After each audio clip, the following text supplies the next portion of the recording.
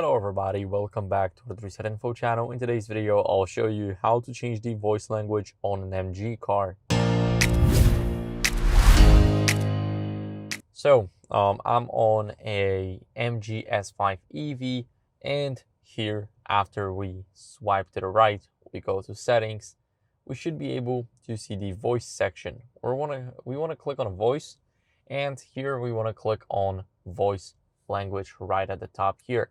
You can choose English, French, German, Spanish, Italian, and much more.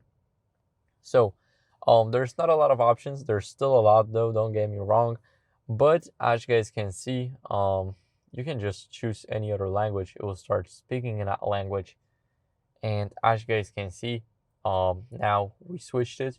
It's switching. And soon we should see that whenever we change it back, it won't be Bonjour MG, it will be Hello MG if we change it back to English. So here you can just switch it back to English, click OK, it's Hello MG now, as you guys can see. So that's how it works.